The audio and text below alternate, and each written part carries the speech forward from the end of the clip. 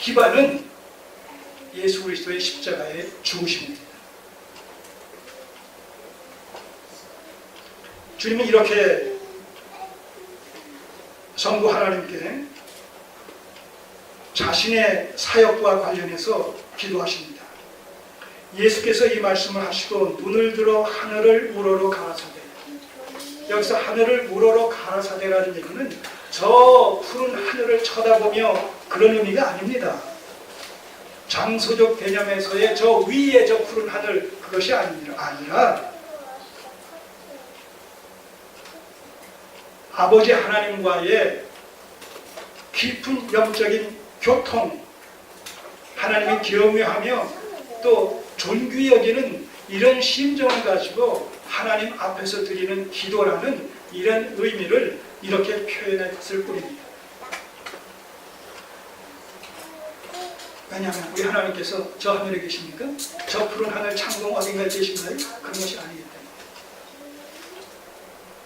성경은 하나님이 계신 곳을 하늘이라는 용어로 묘사하곤 합니다. 그러니까 하늘을 우러러라는 얘기는 저 창공을 쳐다보면서 그런 것이 아니라 하나님을 묵상하면서 그 하나님을 경외하는 마음과 존귀 여기는 마음을 가지고 이것이 우러러라는 표현 아니겠습니까? 자, 그렇게 해서 아버지 하나님과 독대하는 심정으로 깊은 영적인 교통으로 들어가는 것. 그게 바로 기도죠. 하늘을 우러러 가라사대 아버지여, 하나님이시여, 아버지여, 때가 이르렀사오니 아들을 영화롭게 하사 아들로 아버지를 영화롭게 하게 하옵소서. 여기에 엄청난 이 한 문장 속에 창세전 성부 하나님의 구속의 경륜과 그 경륜을 성자 예수님께서 이 땅에서 온전히 성취하신 사실이 결부되어 있어요. 한번 보시죠. 아버지여, 때가 이르렀사오니. 무슨 때가요? 무슨 때가? 예수께서 십자가에 달려 죽으실 때가. 그래서 하나님의 구속사역을 본격적으로 성취할 때가.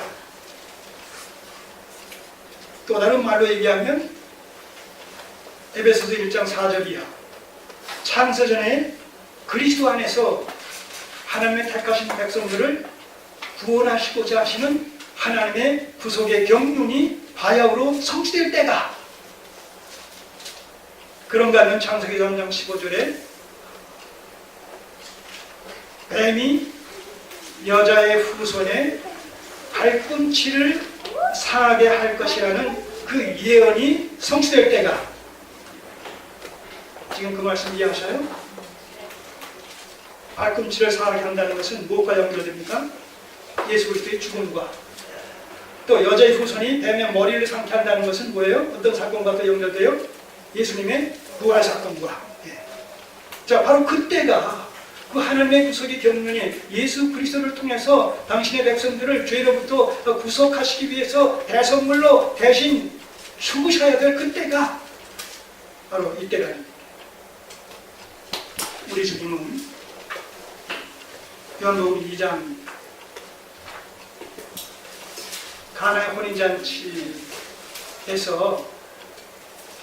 포도주가 다 떨어졌을 때에 주님의 모친 마리아가 거기 일하는 사람들에게 그런 사실을 주님께 가서 알려드려라.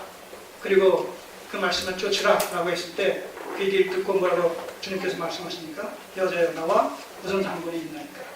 내 때가 아직 이르지 아니하였나이다. 이런 말씀하셨어요.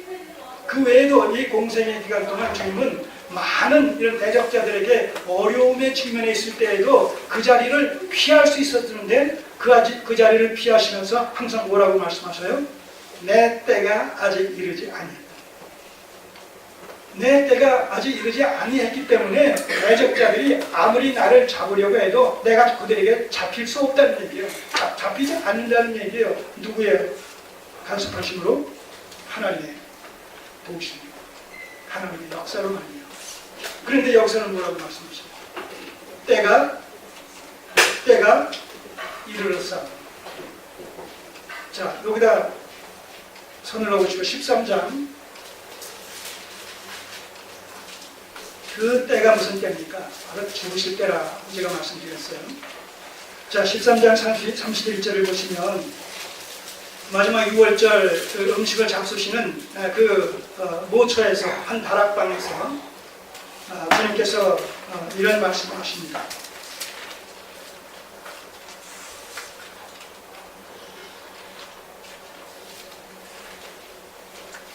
내가 떡 한 조각을 그 입에 넣어주는 자가 이제 나를 배반할 것이다. 이제 이런 말씀들을 하시는데 30절을 보시면 13장 30절 유다가 그 조각을 받고 곧 나가니 밤이러라. 자, 유다가 주님께서 주신 그 떡 한 조각을 받아 먹고 그 다락방에서 그 6월절 잔치자리에서 떠납니다. 떠나는데 요한은 이 상황을 뭐라고 해석하냐 하면 31절 저가 나간 후에 예수께서 가라사대 지금 인자가 영광을 얻었고 하나님도 인자를 인하여 영광을 얻으셨도다. 이렇게 말씀하십니다. 주님께서 내가 떡 한 조각을 그 입에 넣어주는 자가 나를 배반할 것이다 라고 말씀하셨는데 그 말씀대로 유다가 떡 조각을 받아 먹고 나서 그 자리를 뜨는 거예요. 그 자리를 뜬다는 것은 무슨 의미입니까? 뭘 하기 위해서 그 자리를 뜨는 거예요? 예수님을 이제 종교 지도자들에게 팔아먹기 위해서는 30냥에 그렇게 되면 어떻게 돼요? 주께서 잡히시고 결과적으로 죽으시는 것이죠. 예, 거기까지 나가는 거예요. 결국 가려주고 나갔다는 얘기는 예수님의 죽을 때가 다가왔다는 거예요. 그리고 그 예수께서 죽으시면 어떻게 돼요? 바로 주님의 구속사역이 성취되는 것으로 말미암아 주님의 영광이 드러나는 것이고 그 주님의 영광이 드러나는 것은 곧 아버지 하나님의 창세전 구속의 경륜이 성취되는 것으로 말미암아 아버지의 영광이 또한 드러나는 것이죠. 그러니까 예수 그리스도의 영광과 아버지의 영광은 직결되어 있단 말입니다. 예수 그리스도의 구속 사역의 성취와 아버지 하나님의 구속 경륜의 성취는 직결되어 있단 말입니다. 바로 이 얘기가 그 얘기입니다. 바로 이 말씀이 그대로 여기에 지금 연결되는 거예요. 의미적으로. 자, 다시 10절장으로 오셔서. 자, 그렇기 때문에 아버지요, 지금 기도하시는 거예요. 때가 이르렀사오니 내가 이제 죽을 때가 십자가에 달려 죽음으로 말미암아 아버지 하나님의 구속의 경륜을 성취시켜 드릴 때가 지금 이르렀다는 얘기예요. 여러분, 누구의 죽음이, 한 사람의 죽음이 누구에게는 영광이 되어진다.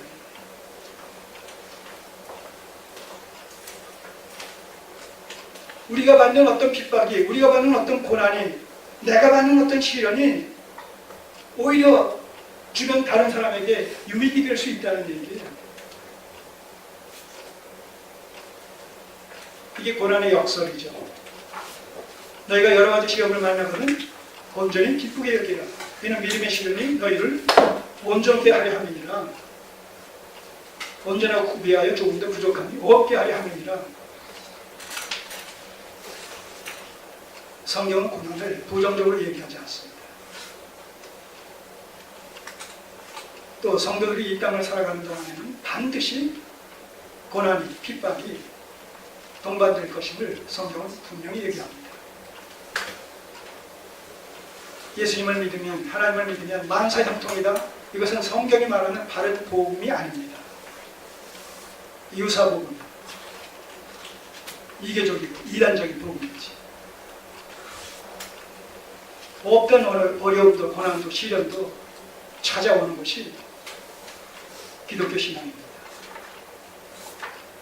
그러므로 말미암아 세상을 향한 또 세상에 집착했던 우리의 마음을 계속 주께서 하나님께로, 하나님의 나라로 자꾸 돌려 가시는 거예요. 이 세상과 세상에 속한 것을 사랑하지 않게 하시기 위해서, 이 세대를 본받지 않게 하시기 위해서, 이 세상에서의 삶은 잠시 이 경유하는 삶입니다. 과정의 삶입니다. 방편적인 의미의 삶입니다. 목적적인 삶이 아니에요. 목적지가 아니에요. 지나가는 경유지란 말, 경유역이란 말입니다. 간이역이란 말입니다. 여기서 우리가 천년만년 살고자 한다는 것은 미련함의 소치죠.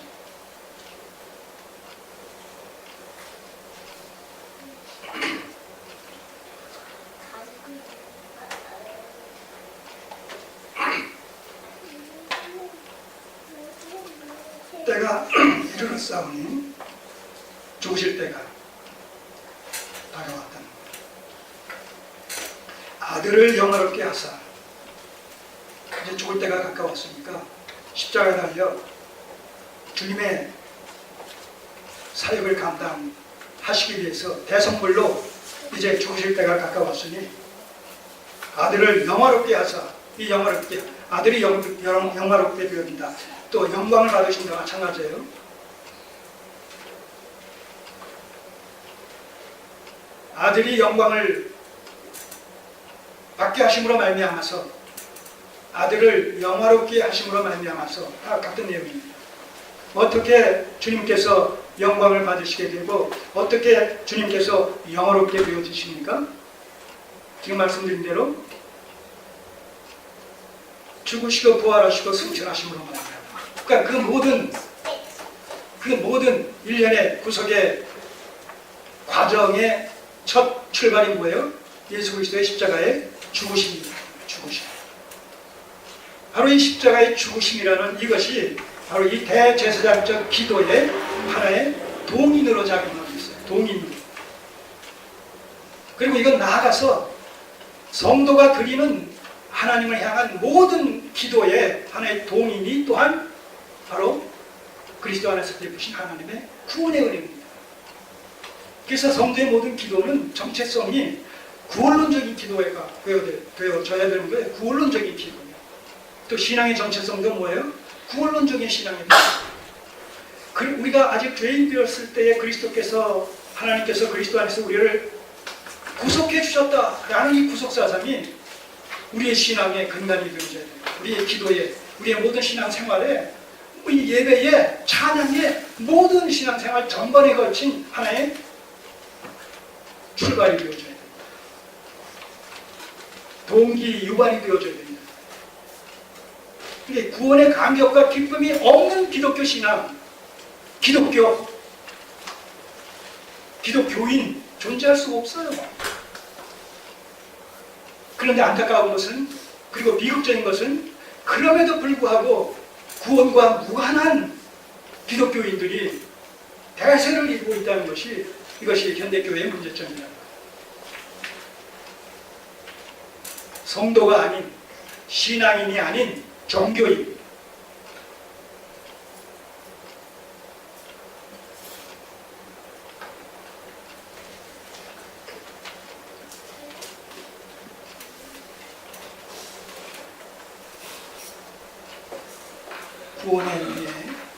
구원의 은혜에 감사함으로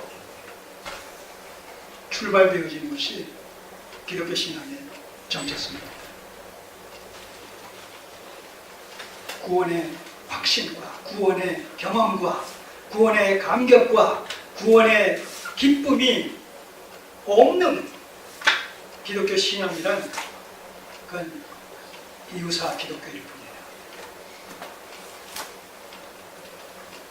다시 한번 말씀드립니다만,